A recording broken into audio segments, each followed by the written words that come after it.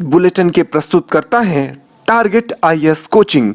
आपकी सफलता ही हमारा लक्ष्य।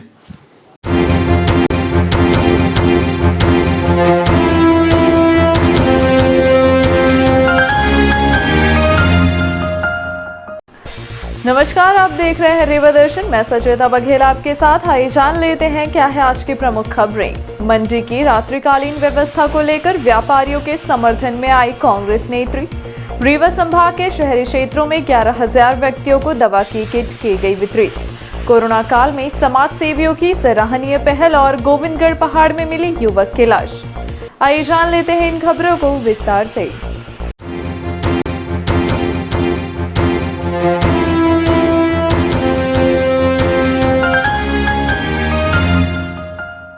मंडी की रात्रिकालीन व्यवस्था को लेकर व्यापारियों के समर्थन में आई कांग्रेस नेत्री। व्यापारियों ने पूर्व मंत्री व रीवा विधायक राजेंद्र शुक्ल से भी इस संबंध में बात कर सुबह मंडी संचालित करने की मांग की है।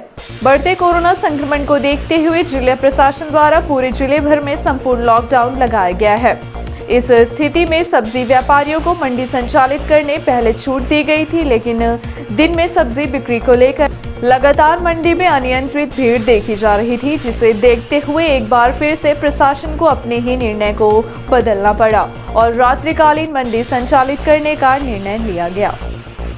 यह निर्णय व्यापारियों की सहमति से लिया गया था, लेकिन अब ऐसा माना जा रहा है कि रात्रि में मंडी संचालित किए जाने से कई समस्याएं निर्मित हो रही हैं। ऐसा माना जा रहा है कि व्यापारियों के पास बड़ी रकम होती है। इस स्थिति में लूटपाट व अन्य वारदात होने का खतरा बना रहता है। दूसरी बात यह है कि मंडी में बड़ी तादाद में महिलाएं भी कार्य करती हैं, जिन्हें रात्रि में कार्य करने में भी अनेकों समस्याएं हो रही हैं। इस संबंध में मंडी व्यापारियों द्वारा पूर्व मंत्री व रीवा विधायक से भी बात की गई कि मंडी को कुछ घंटों के लिए सुबह संचालित करने की अनुमति दी जाए, ताकि व्यापारियों को किसी भी प्रकार की समस्या का सामना न करना पड़े। रविवार को सब्जी व्यापारियों के समर्थन में कांग्रेस नेत्री कविता पांडे भी मंडी पहुंची और इस व्यवस्था को लेकर कई सवाल खड़े किए। वहीं व्यापारियों का कहना है कि रात्रि में सब्जी मंडी खुलने से इन्हें अनेकों सुविधाएं हो रही हैं। मंडी में महिलाएं भी काम करने जाती हैं। ऐसी स्थिति में किसी भी दिन कोई अप्रिय घटना घटित हो सकती है। ऐसे में अगर जिम्मेदार प्रशासन सुबह में कुछ समय के लिए मंडी संचालित करने की व्यवस्था करे तो इस असुविधा से बचा जा सकता है। समय सब्जी बहुतायत में हरी सब्जी, लौकी, कुमड़ा, कद्दू, रेरुआ, टमाटर निकलता है, क्योंकि शादी का सीजन होता था।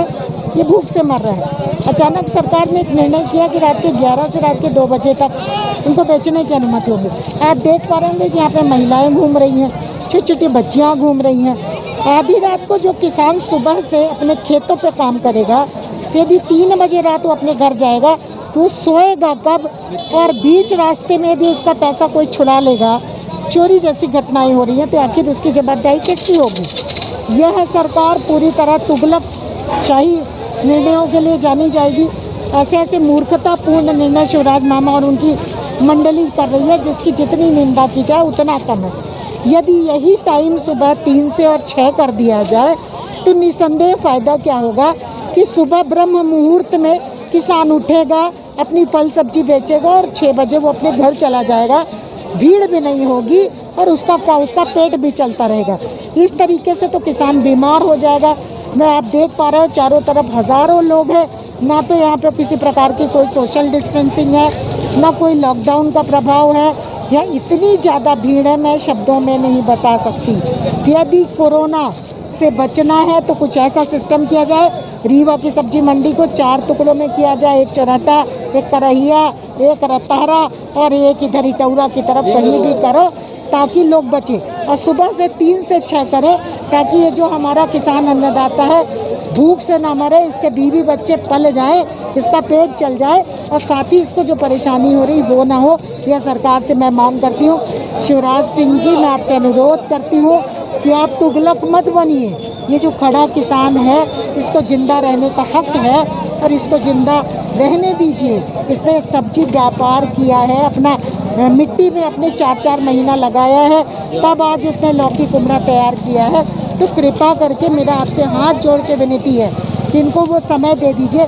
यहाँ पर महिलाएं, इधर आइए, ये महिलाएं यहाँ पर सब्जी खरीदने आई हैं। 12 बजे रात, जब 3 बजे ये अकेली महिला यहाँ से जा रही है, किसी प्रकार की घटना दुर्घटना किसी महिला के साथ होती है तो किसकी जवाबदेही होगी, यह मैं मुख्यमंत्री जी से मांग करती हूँ। यहाँ पे सैकड़ों की तादाद पे तो रात के 12 बज रहे हैं और महिलाएं घूम रही हैं। मैं इस नादिरशाही और तुगलकशाही निर्णय का विरोध करती हूँ, इसीलिए मैं आधी रात को आई हूँ। मैं इसका खुलेआम विरोध करती हूँ कि दिन में करो 3 से सुबह 3 से 6 बजे किया जाए। प्रशासन से जिला प्रशासन ने आपने बातें रखी है के लिए कर दें, ठीक रहेगा। जिला प्रशासन से आपने बातें रखी है चीजें की? निसंदेह मैं लगातार इस बात पर चर्चा कर रही हूँ, लेकिन आप लोग ने कई बार मीटिंग करी, कई बार चर्चा करी, लेकिन इनके कान में जू नहीं रेंग रही और ये मानने को तैयार नहीं है। और यहाँ मेला की स्थिति है, मैं इसकी निंदा करती हूँ। आप लोग ने आज मंत्री जी से मुलाकात हुई, जी निर्णय लिया गया, क्या बातें रखी गई थी उनके साथ? कल माननीय पूर्व मंत्री विधायक जी, हम लोग सब व्यापारी गण साथ हम लोगों ने चर्चा की। चूँकि उन्होंने हम लोगों को आश्वासन दिया कि हालात तो अब तो आप जब सब जानते हैं देश और प्रदेश की क्या है, तो हम लोगों ने अपने तरफ से माननीय मंत्री जी से, पूर्व मंत्री जी से हम लोगों ने अपना पक्ष रखा कि ये हम लोगों को रात की जगह न कि सुबह 3 से लेकर 6 बजे तक समय दे दिया जाए। क्योंकि अब शहर से 5 किलोमीटर मंडी है ही है, अराजकता लूटपाट होने के हम लोगों को थोड़ा सा डर है। क्योंकि हर यहाँ व्यापारी छोटा हो या बड़ा पैसे का लेन देन करता है, सामने वालों को जानकारी है कि व्यापारी है, तो हम लोगों को थोड़ा अरुचिता हो रही थी। क्योंकि हम लोग अपना पक्ष उनको रखा, अब क्या डिसीजन वो लोग कर दिए प्रशासन के ऊपर है। तो महिलाएं भी आती हैं देर रात को सब्जी लेने। जी, इसके लिए मैं आपके माध्यम से प्रशासन को और सबको चेताना चाहता हूँ कि करैया मंडी से आपके मान लीजिए पुराने बस स्टैंड, गुराही बाज़ार, सिरमौर चौराहा, बिछिया, निपनिया, ऐसे कुछ स्टॉपों में पुलिस की व्यवस्था बना दी जाए। क्योंकि अब हम लोगों को निकलने में यहाँ से 2-3 बज जाते हैं। क्योंकि अब समस्या तो आप सभी जानते हैं, कोई नहीं चाहता है कि इस कोरोना काल में रात भर हम बैठे हैं। क्योंकि हमको पूर्ति भी शहर की करनी है, हमको जनता की भी देखना, किसी को ना हो। क्योंकि अब सरकार ने हम लोगों को अच्छी व्यवस्था बना दी, आधी मंडी उधर कर दी, वहाँ भी भीड़ कम गई। हम लोग अपने अपने शहर में हैं, तो भीड़ कुछ हद तक कंट्रोल हम लोगों ने कर लिया है। प्रशासन से कोई संदेश देना चाहते? प्रशासन से मेरा यही संदेश है कि पुलिस व्यवस्था थोड़ा सा कड़ी कर दी जाए रात में, कि हम लोगों को आवन गमन में, और शहर के जो बेचारे ठेले वाले महिलाएं जेंट्स आते हैं हम लोगों के पास सब्जी वगैरह लेने आते हैं, उनको असुविधा ना हो और वो बराबर अपने घर पहुंच जाएं। और शासन प्रशासन के हम लोग दोनों तालमेल बना के अपना व्यवसाय भी करें। और जिस दिन तय तारीख तक, चूँकि अभी हम लोगों को भी जानकारी 31 मई तक बढ़ा दिया गया है, तो जो प्रशासन का गाइडलाइन होगी हम लोग उसमें सब में अमल करेंगे। कहाँ से आए हैं? बिछिया से। क्या करने आए हैं? क्या सब्जी लेने आए हैं। थोक वाली है कि सब्जी फुटकर विक्रेता? फुटकर विक्रेता है। क्या समस्या आ रही है आपको इस समय? अब कोई नहीं है, अकेले हैं तो समस्या नहीं है। हमारे पिया अकेले तो हैं, बच्चे हैं खाने वाले, तो काम न करेंगे तो खाएंगे क्या? किराया से घर लिए हैं। आपके साथ और कोई भी आया? कोई नहीं, अकेले हम हैं, बच्चे को लेके रहते हैं। शासन, जिला प्रशासन से क्या मांग करेंगे आप? सुबह का 2 घंटा के लिए कर दें तो ठीक रहे। अब ये रात में बच्चे आदमी छोड़ के आता है, वहाँ भी दिक्कत, यहाँ भी दिक्कत रहती है।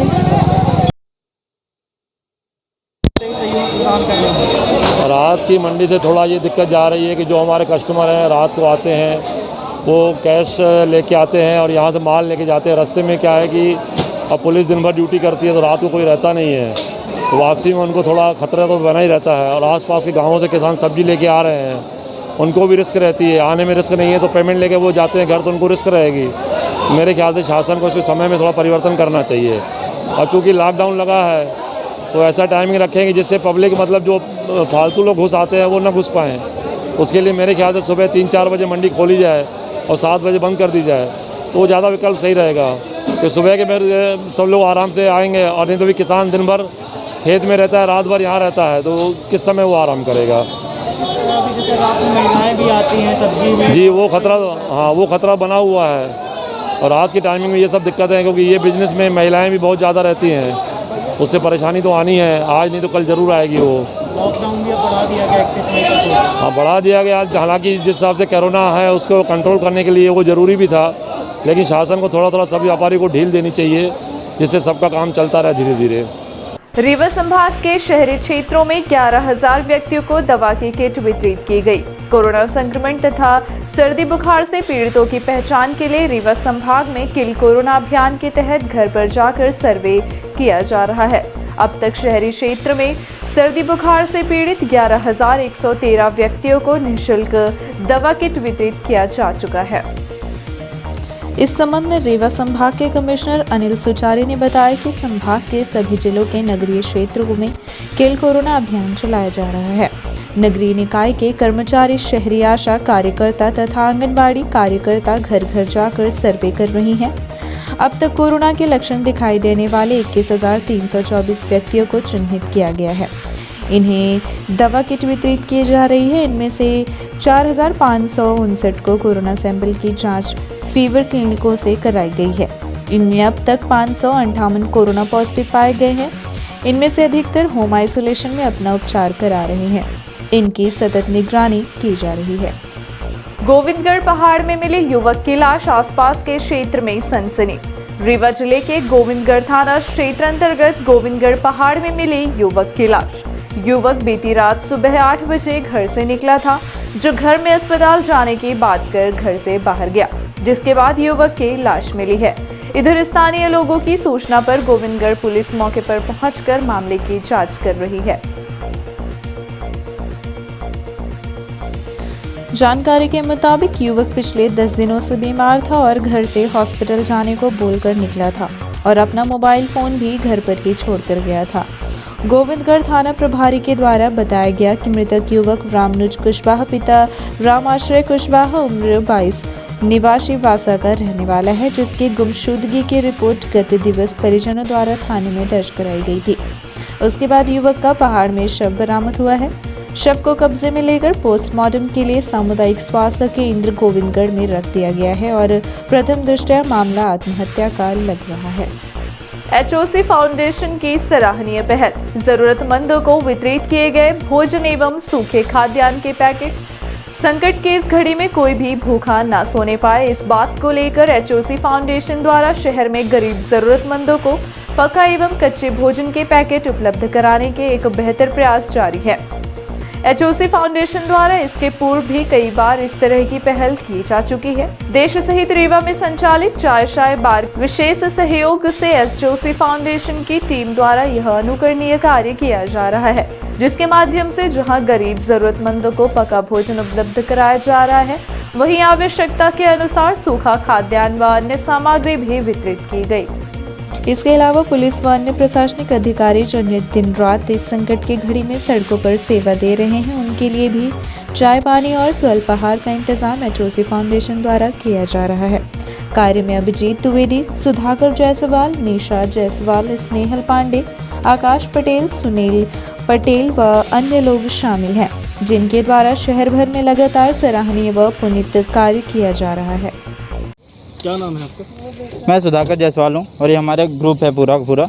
जैसा कि आप सभी जानते हैं कि लॉकडाउन लगा हुआ है, कोविड का सिनेरियो चल रहा है, लोग भूखे हैं। कई अटेंडर्स ऐसे हैं जिन्हें खाना नहीं मिल रहा क्योंकि सारे रेस्टोरेंट्स बंद हैं इस समय। तो हम उसकी मुहिम में हैं कि कोई भूखा नहीं रहना चाहिए। मैं और हमारे मित्र मंडल और सब लोग इसी पहल में हैं कि कोई भूखा नहीं सोएगा। हम डिस्ट्रीब्यूशन कर रहे हैं फूड का, कुक्ड फूड का भी करते हैं और राशन भी बांट रहे हैं। राशन में चावल, आटा, गेहूँ, नमक, मसाले ये सब हैं और जिसमें कुक्ड फूड भी बांट रहे हैं। तो हमारा 100+ मील का हर ड्राइव का 100+ मील का टारगेट रहता है, जो कि हम पूरा कर रहे हैं। हम ये तीसरी ड्राइव कर रहे हैं। 2 ड्राइव हम पहले भी कर चुके हैं, जिसमें हम हॉस्पिटल के बाहर अटेंडर्स को खाना दिए थे। एक ये कर रहे हैं जिसमें अभी यहाँ पे जैसा आप लोग देख रहे हैं, सब यहाँ नीडी पीपल्स हैं, हम उनको फूड प्रोवाइड कर रहे हैं।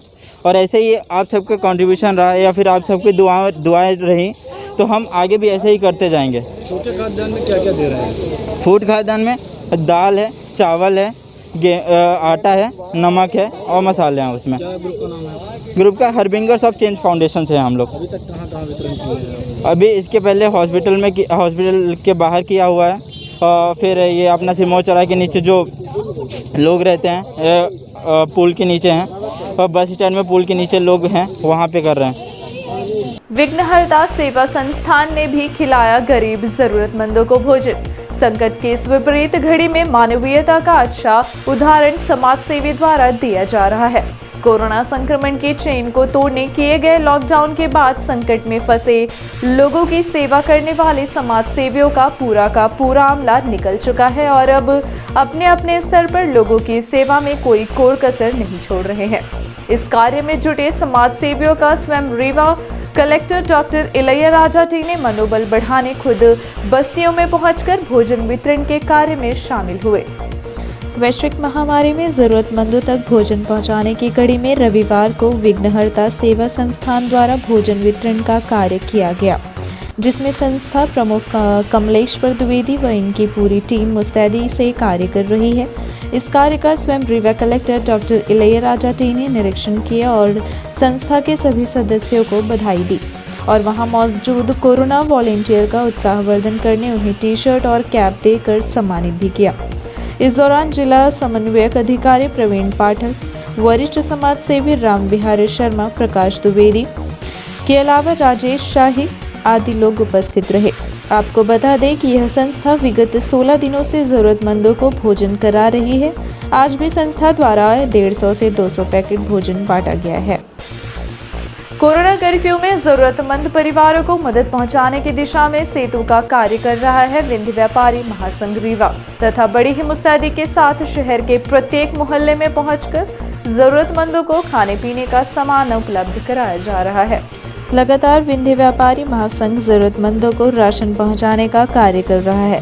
कार्य पूर्व मंत्री व रीवा विधायक राजेंद्र शुक्ल की प्रेरणा से अनावरत जारी है और लोगों को राशन बांटा जा रहा है।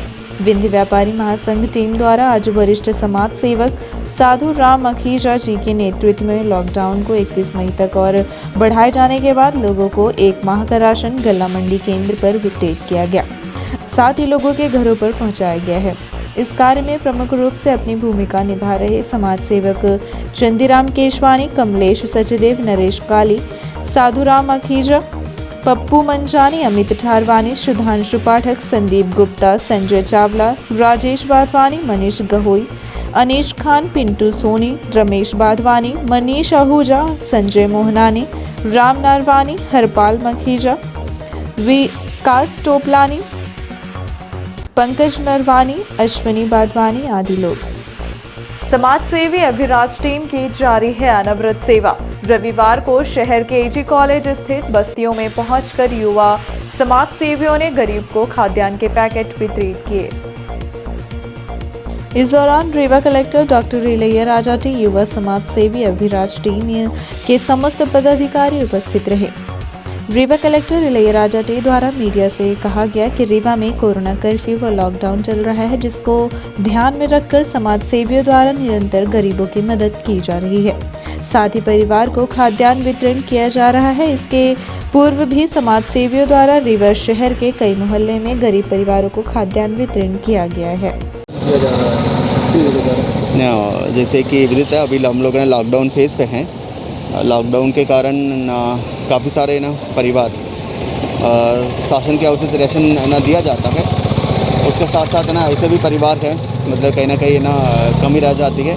ये हमारी सामाजिक संगठन है, तो लगातार इसमें काम कर रहा है। आज ये अभिराज और उनके सारे लोगों के द्वारा, उनकी पूरा टीम के द्वारा आज ऐसे लोग हैं एकदम कमज़ोर वर्ग हैं, उनको खाद्यान्न और तेल सब्जी देने के लिए काम किया गया है। सराहनीय काम है। हम लोग लगातार अपील करते हैं ऐसे युवा वर्ग आगे आइए कि हम लोग इस लॉकडाउन का हम लोग अच्छे से हम लोग फेस करें। और कुछ दिन है कि हम लोग लगातार अपना घर पे रह के सोशल डिस्टेंसिंग का पालन कराएंगे और लगातार इस प्रकार का सामाजिक संगठन का मदद उनको मिलते रहेगा तो हम लोग आसानी से इस कठिन दौर का पास कर सकते हैं। निश्चित रूप से हमारे साथियों के सहयोग से जहाँ जहाँ हमें सूचना मिल रही है, जानकारी प्राप्त हो रही है कि ज़रूरतमंदों तक राशन या खाद्यान्न वितरण किया जा सके, वहाँ तक अपन अपने साथियों के सहयोग से पहुँच रहे हैं। राशन और खाद्यान्न वितरण किया जा रहा है। आज सामान्य कलेक्टर महोदय की उपस्थिति में भी यहाँ पर आज राशन और खाद्यान्न वितरण किया गया था। समाज सेवी गंगा प्रसाद पटेल के आकस्मिक निधन पर भावभीनी श्रद्धांजलि। सेवानिवृत्त ब्लॉक शिक्षा अधिकारी एवं क्षेत्र के प्रतिष्ठित सामाजिक कार्यकर्ता श्री गंगा प्रसाद पटेल का 75 वर्ष की आयु में कल हृदय गति रुक जाने के कारण निधन हो गया। श्री पटेल विलक्षण वृद्धि के थे। उन्होंने अपने जीवन काल में बहुत संघर्ष किया। हजारों विद्यार्थियों को गणित का ट्यूशन पढ़ाकर उच्च शिक्षित बनाया। विनियमित सुबह 4 बजे उठकर स्नान कर सुंदरकांड का पाठ कर चिरहला मंदिर हनुमान जी के दर्शन को जाते थे। उनका अचानक जाना उनके चाहने वालों के लिए बहुत कष्टप्रद है। आज उनके गृहग्राम लक्ष्मणपुर में उनका अंतिम संस्कार किया गया। उनके बड़े पुत्र श्री अरविंद भारती ने मुखाग्नि दी। इस अवसर पर काफी संख्या में स्थानीय ग्रामीण जन उपस्थित थे। प्रसिद्ध शिक्षा विद्या एवं सामाजिक कार्यकर्ता स्वर्गीय गंगा प्रसाद पटेल काफी समय से चिरहला कॉलोनी में निवास कर रहे थे। स्वर्गीय पटेल के द्वारा किए गए सामाजिक कार्यों का स्मरण करते हुए उनके निधन पर डॉक्टर राकेश पटेल, विजय शंकर मिश्र, वरिष्ठ नागरिक डॉक्टर सत्यनारायण श्रीवास्तव, वृद्धसेन पटेल, पूर्व सांसद Neeraj Patel, doctor GN Srivastava, Harivansh Vajpayee, Sanjay Vajpayee, Chhedilal, Rajeshwar Prasad, चिरहला colony के वासियों ने शोक व्यक्त करते हुए उन्हें श्रद्धांजलि अर्पित की है। अब चलने से पहले आइए नजर डालते हैं आज के कोरोना अपडेट्स पर। रीवा जिले से कोरोना संक्रमण को लेकर अच्छी खबर। कोरोना से संक्रमित मिले 170 मरीज, वहीं स्वस्थ हुए 309 मरीज। रीवा जिले में कोरोना संक्रमण की गति धीरे धीरे नियंत्रित हो रही है। जिले में पॉजिटिविटी रेट में लगातार गिरावट आती जा रही है। जिले में 15 मई तक पॉजिटिविटी रेट 14.42% रहा। इसके बाद 16 मई को 1164 व्यक्तियों की जांच के पश्चात 170 व्यक्ति ही संक्रमित पाए गए, जो गत दिवस से 19 कम है। यह बात अत्यंत सुखद मानी जा रही है। इधर जहां 170 संक्रमित सामने आए हैं, वहीं 309 लोग संक्रमण से मुक्त होकर स्वस्थ भी हुए। मुख्य चिकित्सा एवं स्वास्थ्य अधिकारी डॉक्टर एमएल गुप्ता ने बताया कि 16 मई को कुल 2,54,667 का कोरोना टेस्ट किया गया, जिनमें से 15,165 लोग पॉजिटिव पाए गए। उपचार के बाद 12,669 लोग संक्रमण को मात देकर पूरी तरह कोरोना मुक्त भी हुए हैं। वर्तमान में कोरोना संक्रमित मरीजों की संख्या 2,412 है। आज फिर 2 लोगों की मौत के बाद जिले में कुल मौत का आंकड़ा 74 पहुंच गया। जिले का कोरोना रिकवरी रेट 82.49% हो गया है। रविवार को आए क्षेत्रवार आंकड़े पर नजर डालें तो इस प्रकार से है। रीवा शहर में रविवार को 33 मरीज ही सामने आए। इसी तरह से गोविंदगढ़ में 13, नई गढ़ी में 6, गंगेर में 18, रायपुर गजलियान में 19, मऊगंज में 21, हनुमना में 12, जवा में 10, देवधर में 16, सिरमौर में 22 नए संक्रमित मिले हैं। जिस तरह से रिकवरी रेट बढ़ता जा रहा है और संक्रमित मरीजों की संख्या कम होती जा रही है, वह अत्यंत खुशी की बात है और जिले वासियों के लिए राहत की भी। ये थी आज की प्रमुख खबरें। आगे की खबरों के लिए बने रहे रीवा दर्शन के साथ। दीजिए हमें इजाजत। नमस्कार।